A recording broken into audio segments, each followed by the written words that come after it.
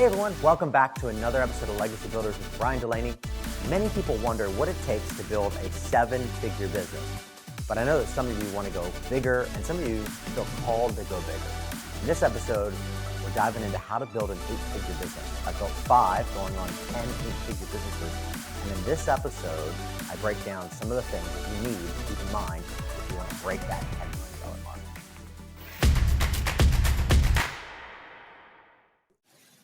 Hey everyone, welcome back to Legacy Builders. Bryan, we've talked before on this podcast about the 20 plus businesses that you've helped get to over the 7-figure mark. But today we're talking about 6 of them that you've actually helped get over the 8-figure mark and even over $25 million in revenue.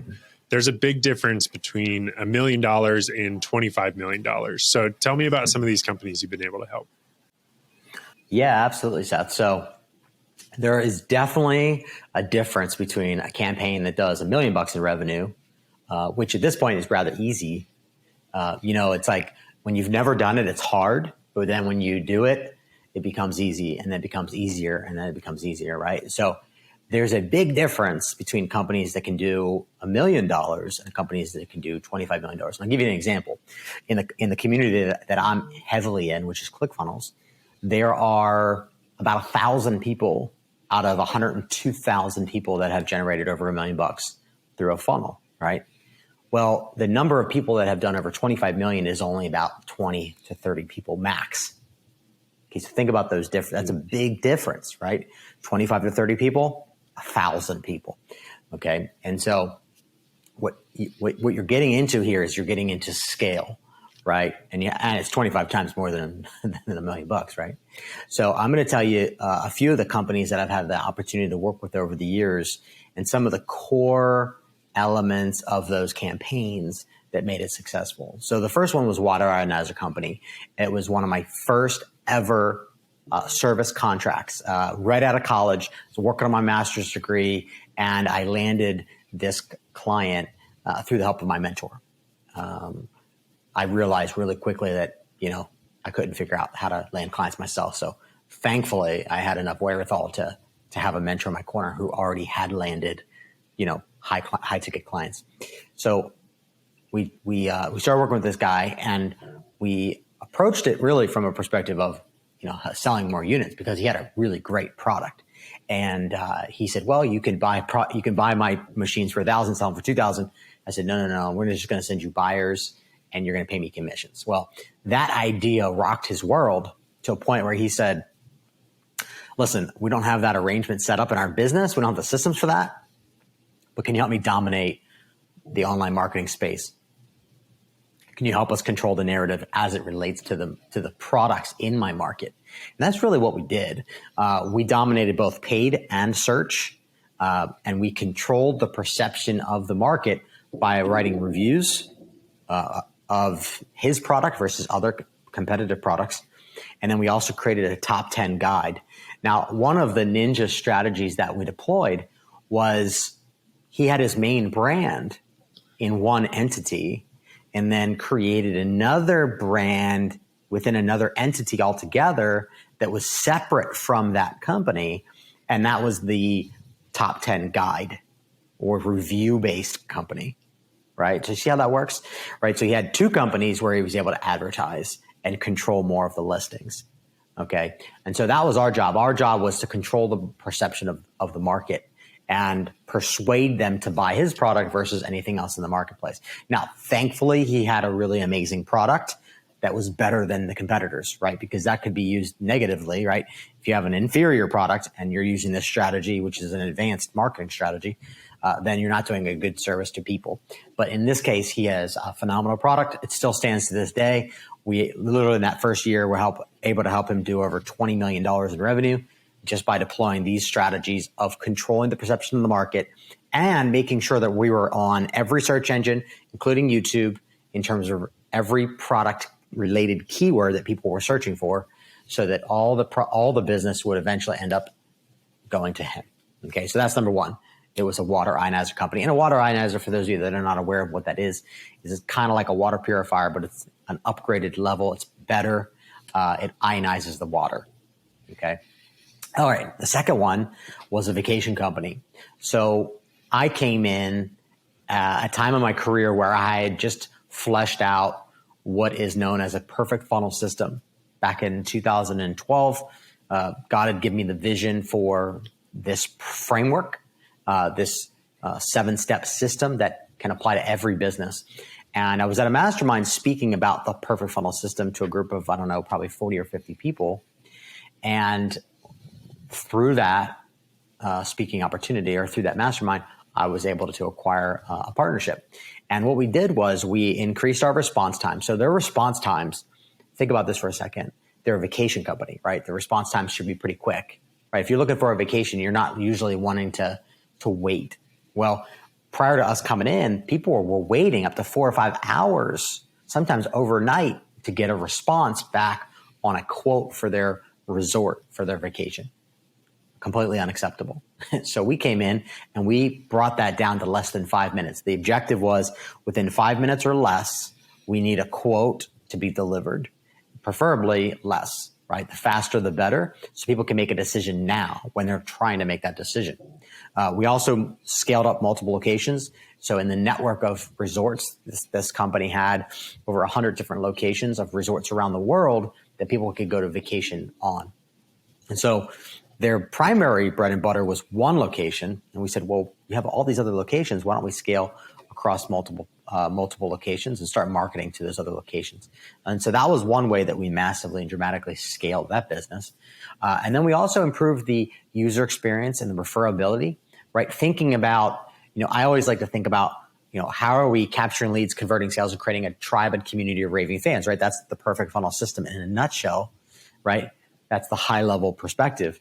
So how are we creating a community and tribe of raving fans? Well, in this case, we thought through the entire user experience that someone would go through, from visiting the website to scheduling a call or booking a call or trying to request a quote to go on vacation, and then to the point where they would actually go on vacation, and how would that be handled from a user experience perspective, right?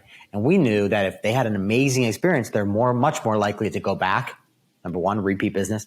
And they're also much more likely to refer their friends, their family, and others if we incentivize that and make it easy. So that's what we did. So obviously, by the nature of that, the business went up and started experiencing more profitability. Okay. And then, of course, with scale comes people, right? Russell always says, it's not about what, it's not about who, it's not about what or how, it's about who's in your corner, who's on your team.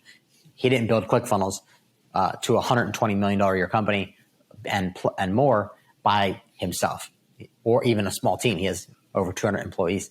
So I identified when I came into that business like a surgeon, really like a marketing surgeon or business growth surgeon.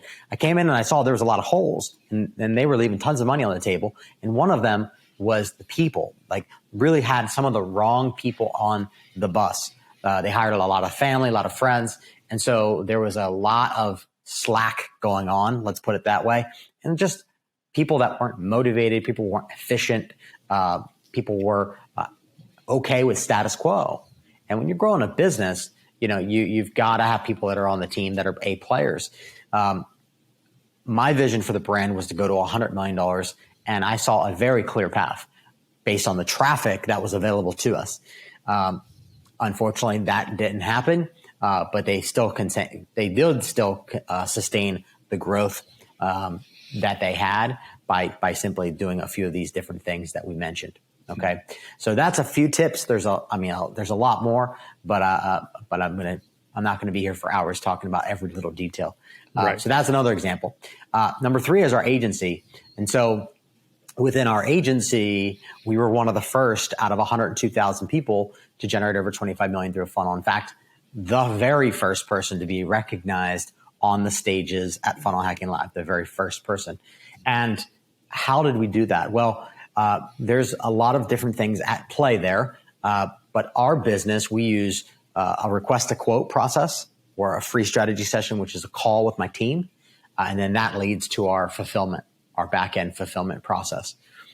We also use webinars and challenges and free plus shipping offers where we send out a USB drive or a book or whatever it might be.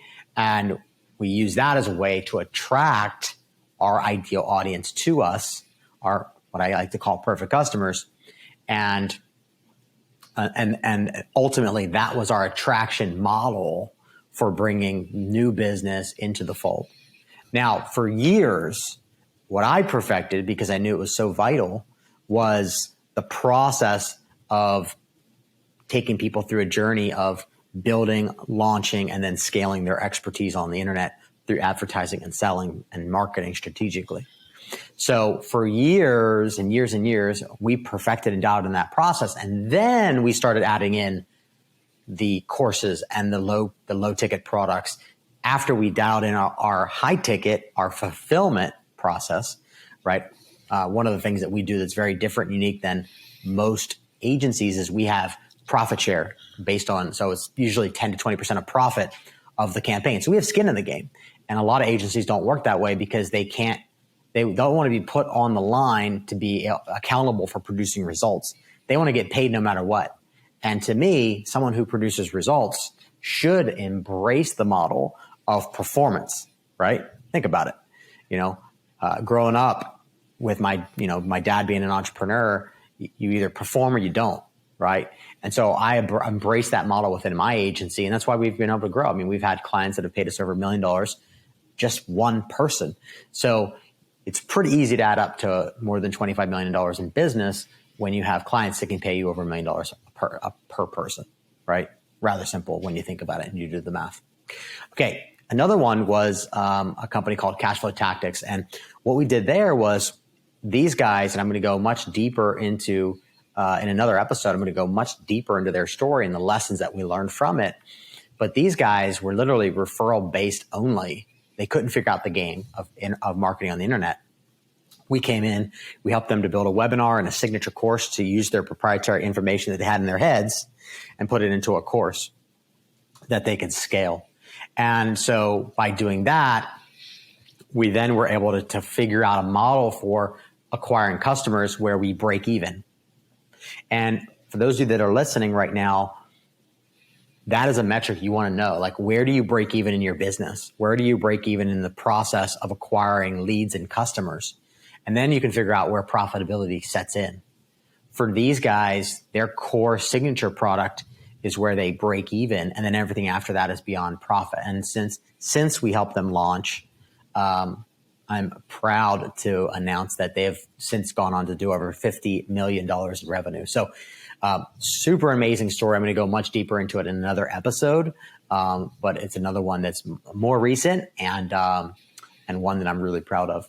Another example, I've got a couple more. One example, this is number 4, would be Mobile Home Millions. And so this is a woman who had expertise around buying and selling mobile homes. And if you think about that for a second, in the real estate space, there's not a lot of women that lead. There's not a lot of women that teach. So that is a unique, that's a unique part of the campaign, right? You always got to be thinking about what makes you better, different, unique than everyone else in your market, right? Like that's a thing that you need to be thinking through. Well, in her case, it's the fact that she's a woman and that she has a really crazy story to the point where she got to a place where she was able to buy and sell more than 300 mobile homes with no money and no credit. Like, so the whole concept here is she helped people to get into the game of real estate, if you will, without any money invested and without any credit. So if their credit sucks, they can still get in. And we literally launched a webinar and a course. And then on the back end, she had a mastermind and a mentorship program to serve people on a deeper level, privately, personally, and more hand-holding to be able to actually invest in mobile homes from a perspective of wholesale and buy and hold. So I love her story because she came from, really a really gnarly past. I'll probably talk more about her story in a future episode, and maybe even have her on the show because she's got a really gnarly situation of her life experience. Really is really bizarre, really dramatic, and really sad. But she came out of that pain and she created something for her and her family and for her community now. So I'm really proud of her as well. Again, we used a webinar as a model of building trust with her market, as a model of also selling her expertise, which is her course, which we sold for anywhere between $500 and $1,000. And then we led people into a $25,000 or $40,000 mastermind or mentorship program where she could actually serve them on a deeper level. Okay. So that's number 5. And I'll throw in another one just for as a bonus here. Another company that we helped was a fitness company. And this was a fitness company that had a superior product. What we did was again, same thing with that water line as a company, we controlled the perception of the market by producing content, by advertising, and it's multi-channel. So it's not just Google, it's not just YouTube, it's not just Facebook, it's not just Instagram. It's all platforms, right? And so we launched the campaign from that perspective of complete and total domination of the perception of the market. Now, it helps that they have the absolute best product in the marketplace and no one can touch them. Okay, so that's a huge key to that success. Right. Yeah, I hope all of our listeners are inspired to really see that the path, yes, to, 7 figures, but even the path to 8 figures, to, doing a $25 million year, $25 million business, that path is possible. So what have been some of the lessons that have stood out for you with working with these 5 or 6 companies? Yeah, so I would say one of them is going to be to provide, solve problems and really truly provide real tangible solutions. Like, for example, with our business, people come to us because they don't have a way in which they can generate leads or sell their expertise. And so we provide the solution to that problem by helping them design their brand and create products and services that uses their expertise to serve others, right? So that's a core ingredient to success. I mean, you've got to identify what are the problems that you're solving in the marketplace. And then you need to become prolific at solving those problems and need to become very clever in your marketing and advertising strategy in order to get in front of those people who are currently experiencing those problems. And then have a way to pull them into your world where you can build a relationship with them. You can add value in advance of making an offer. And then by the time you make an offer, they're warmed up to you, right? And they're ready to, give you money at the end of the day. And another thing what I would say is focus on real tangible results. Like what I call it is a mountain of evidence. And I would highly encourage you to document your success of the people that you're impacting. Because then you could use that to sell and enroll more people into what you do, right? At the end of the day, people are always going to look at you and look at the results and the impact that you're having. And they're going to say, are they like me? Can you help me sell this? In my case, people come to us all the time and say, Bryan, this is great. Can you build a funnel around this? Have you ever done a funnel specifically related to this? And usually they think that if we haven't built a specific funnel to say sell dirt, then we can't help them build a funnel to sell dirt. The reality is, as crazy as that example might be, the reality is that a funnel is a funnel. Okay, you don't. My team and I have built over 1,650 funnels since 2006. So we've built a lot of them. It doesn't matter if we have not built a funnel around selling dirt.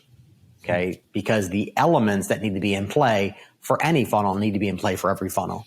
Okay, and it more so is what's the campaign of your funnel. Okay, not your funnel. A lot of people think that it's the funnel that's the job of doing all the selling for you. There's really a lot more than that. There's a lot more components, and maybe I'll get into the components in a later episode. But I would encourage you, okay, just like I encourage all my clients and my partners, is to focus on building that mountain of evidence so you can use that mountain of evidence to sell for you, right? Selling is hard when you don't have a mountain of evidence. When you have a mountain of evidence of results for others who have come from similar situations that other people have been through, it's a lot easier because those people in the market can look to those people and say, oh, she's like me, or hey, he's like me. And because they've helped her, they can help me, or because they've helped him, they can help me, right? So focus on those tangible results, that mountain of evidence, and build it as high as you can. Because once you get to a place where you have undeniable proof and evidence that you win, that you create success, whether it's business, health, relationships, people are going to buy what you have to offer because you have the evidence, you have the proof. The hardest thing is when you don't have the proof, then you have to go get it. Sometimes you have to get that for free, like I did in the beginning. I sometimes worked for commissions. I sometimes worked for profit only, right? Now I work where it's a fee plus a percentage of profit because of where I am in my career, right? But it wasn't always that way. I mean, when I started, I was doing affiliate marketing for free on the hopes of a commission. Eventually evolved beyond that, right? And I started doing profit partnerships where I'd get 10, 20% of the profit of a campaign with no fee. But I was confident in my ability to produce results, so I chose that path because I had confidence in my ability to produce. So really, at the end of the day, you have to be confident in your ability to produce. To get people from point A to point B is where they want to be. Okay. Yeah, I love that. And then another element is like having the right people in your boat. Okay. Like Russell said, it's not about what or how, right? You can know all the information in the world. Sometimes it's about who's in your corner, right? Who's giving that strategic guidance and wisdom to make the right pivots that you need to make at the right moment, the right opportune time, right? Or who's on your team pushing the right buttons? Who's on the team running your ads? Who's on the team writing your copy? Who's on the team helping you optimize your sales processes and scripts? Who's on the team helping you with your technology? At the end of the day, a common ingredient to the success of all of the businesses that we've helped scale from nothing, in some cases, to over 25 million is that they didn't do it by themselves. They had a team. Hence, that's why they hired us to help them. Right? Because they realize that they don't have the capabilities. They don't have the skill sets. They need to get outside of themselves and up level in order to get where they want to be. And that was the smartest decision they made. Because if they didn't make the decision, they would have either A, never gotten to that point, or they would have went in a different direction and maybe failed and maybe taken them out of the game altogether. Right? Lifetime value is also a really important ingredient. The companies that I worked with that have gone from nothing in some cases to over 25 million in revenue, they have a fat lifetime value of a customer. So they're not just selling a $20 product and then they're done, right? You know, in many cases, they're selling a $500 to $1,000 course on the front end. Sometimes it's upwards as high as $5,000 and sometimes as low as $300. But they have something on the front end where they can self-liquidate, meaning pay for their advertising. And then they have something on the back end where they can serve their audience deeper, like a workshop or mastermind or mentorship or services or certification, deeper level of service. Now, I will say something that's bold, and to say that if you don't have deeper levels of service, then you might as well get out of the game because you don't care about people. Let me say that again differently.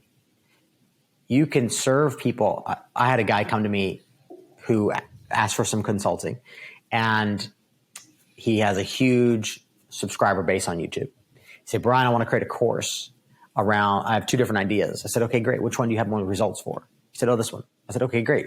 What are you going to sell? What are you going to charge? He said, I think I'm going to sell for $1,000. And I asked him a very important, critical next question. What's next? He said, what do you mean what's next? I'm just selling a course. I said, do you not care about the success of your people? And he looked at me perplexed. He said, no, I just have a course. I don't want to create anything else. I said, well, then you're doing a disservice to your audience.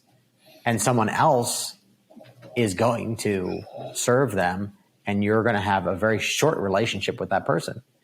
Okay, so that is an amateur way of thinking about business. You want to think about the life cycle of the customer, right? How long are they going to be with you? Is it going to be for a day, a week, a month, a year? Is it going to be for a decade? Some of the businesses that have generated over $25 million think bigger. They think longer. And I would encourage you to think bigger, think longer, and figure out how can you increase that lifetime value of the customer, not only for your business, but for them and the service that you're providing to them, which is automatically must be at a higher price point than your front end stuff, right? So something to think about. Lifetime value is something that we spend a lot of time thinking through because it matters from both sides of the perspective. More money in your business, and two, more impact in people's lives, which is why we do this, right? For those two reasons. Okay. The next thing is that they all had strong resonating offers, meaning that when they presented their offer to their audience, their offer said, yes, I want in, or yes, I want that product, or yes, I want that service. That all comes down to communication. That all comes down to presenting an offer in a way that creates and stimulates desire for it, where people don't wait, they act, right? So part of it is actually creating an offer that is irresistible. The second part of it is communicating it in a way that's effective, that gets people to buy now rather than to wait. Okay, so there's really an art and science there that's at play, right, behind that. But they all have a common denominator amongst all those businesses that I just mentioned a few minutes ago, was that they have strong resonating offers with their audience. One last thing. They embrace pivots and optimization constantly. What does that mean? Well, these businesses that have had the opportunity to go from some cases nothing or in the hole to over 25 million in revenue, they understand and embraced what I call Kaizen, or constant and never-ending improvement. Kaizen is a Japanese term, which means constant improvement. So they understand this value, if you will, and they adopt it and they optimize it. They understand that they need to optimize everything: their campaigns, their ads, their offers, their funnels, everything, their sales process. Everything must be optimized, massaged. For example, we launched a webinar back in 2010, and we did that webinar 2 days a week, every single week for an entire year before we automated it. Okay, that's an example of optimizing continuously until you get to a place where you cannot automate it. Do you know how many people I hear talk about how they want to launch a webinar, but they want to automate it right out of the gate? That is ludicrous. Even Russell Brunson himself, who has done a webinar that's generated over $100 million, spent 75 live sessions optimizing that campaign, optimizing that webinar for conversion, right? Just like we did in 2010, where we spent Thursdays and Sundays every single week presenting and optimizing, and getting better, right? So if you love what you do, you should embrace it. But the reality is, in business, you need to adjust, you need to pivot, you need to optimize.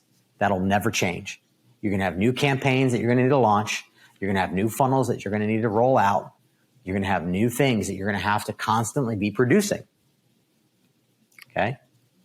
And that's never going to change. As a business, you need to adopt that and embrace it. Right. These lessons are so important. You know, I've heard many people talk about kind of this phrase of like, what gets you to where you are now won't get you to where you're going. And, you know, the difference between, you know, going from point A to point B and point B to point C. And, you know, we have another episode where you talk about some of the common characteristics of $1 million funnels. And those are really valuable too. But I think this is really getting into more of a long-term thinking when it comes to building 10 and 20 and 30 and $50 million businesses. So I think these lessons are super, super important. What would your closing words be to listeners who they're confident that they can hit $1 million, and maybe they already have, maybe they're in that 7-figure mark, but they maybe just don't think it's possible. Like, you know, it's not in my industry, like I'm not in the right industry, or I don't have the right product, or, you know, there's not enough customers out there. There's a lot of people that they know, okay, I can do $1 million, but $25 million, that's not possible for what I'm doing. What would your kind of closing words be to some of the listeners that are in that position? Yeah. So I would say, first off, I would say that you likely can do more than 10 million. But you got to get out of your head. You got to think outside the box. You need to think differently. And so, like I said several times in this episode, it's not about what, it's not about how, it's about who's in your corner, right? The thinking that you have now has got you to where you're at. Okay. If you've never experienced a business that generated over 10 million or 25 million or $50 million, then you're not going to have the muscle for it. So you're not going to know how to make the right adjustments and pivots that you need. Operational efficiencies, human resources, and even your campaigns on the front end that bring people to you. So if you don't have that knowledge, that wisdom, and those skill sets, then the best thing that you can do is find the right who's in your corner, right? It might not just be one person. It might be several. But get out of your own way and realize that you are causing yourself to be held back if you don't have the right people in your corner, right? That's one of the things that I've seen people embrace when they get past that $1 million mark. They have that ability to kind of breathe a little, and then they can invest in things. And then typically when they make those investments, that is what allows them to propel themselves to that next level. Mm-hmm. But be cautious. Okay. Not all people that are service-based are good. My buddy, who has about $100 million business, literally hired somebody for 70 grand, didn't do his due diligence, and it cost him $70,000, flushed down the toilet. So do your due diligence. Look at the outcomes. Look at the results that those that you're going to hire to help you, review those, scrutinize those, look at those deeply, because those matter, right, when making that decision. And if they have the mountain of evidence, they have the referrals, right? Can you talk with 3 to 5 people that they've helped? Think about it. If that's a question that they avoid, or if that's an action that they avoid, like, oh, well, I don't share my information with my clients, well, you should be concerned about that. That's one of the things that we're happy to do. Usually when a customer says, well, can I talk to a few people that you've worked with in the past? We usually give them a list of like 20 people. Here's their name, here's their email, here's their phone number, right? Do your due diligence when you go to hire the right people on your team or the right consultants helping you go to the next level. That would be my biggest advice. If you don't think that 10 million is possible, then you just haven't been able to envision that possibility and you haven't been able to see that perspective. So you got to get out of your own perspective of where you're at now and start expanding your vision. That's so good. That's such a good way to close this. I love that you mentioned that you've gotten to where you are now because of how you think. And for some people, that's great, but we have to start thinking about this next level thinking. And a big way we're going to do that is learn how people think that have gone before you. So that's one of the reasons this episode's been great, because we're kind of seeing how some of your, 8-figure companies are thinking. So Bryan, thanks so much for sharing some of your insight. And to the listeners, make sure to share this episode with somebody you know, and we'll see you next time on Legacy Builders. Thank you for joining me on Legacy Builders. And I would encourage you to come back to the next episode next week to get more clarity on your journey to launch your expertise online, scale your impact, and build your legacy. If you're ready to get the process started of launching your expertise online the right way, then I recommend go to launchexpertise.com, or maybe you're at a place where you're ready to really scale your expertise and your impact. Go to launchexpertise.com. There you'll have several options. Number one, you can get a free copy of my brand new book, The Entrepreneur Evangelist, which I share the secrets that have unlocked more than $300 million of results for my clients and partners in our own campaigns. You could also join a 33 days of coaching with me that's free, where I give you insights and wisdom on your journey to launching your expertise and scaling your impact over the course of 33 days. And that's worth at least $5,000, but for right now, you can get it for free. And lastly, if you're someone who wants to take the absolute faster, smarter path when it comes to launching your expertise online and scaling your impact, I'd recommend scheduling a call with my team where we can see how we can support you to crush goals and generate 7 or 8 figures yourself in a short period of time. We have more awards than nearly anyone in the entire community, and for good reason. And we would love to help you just like we've helped them. I look forward to seeing you on the next episode of Legacy Builders.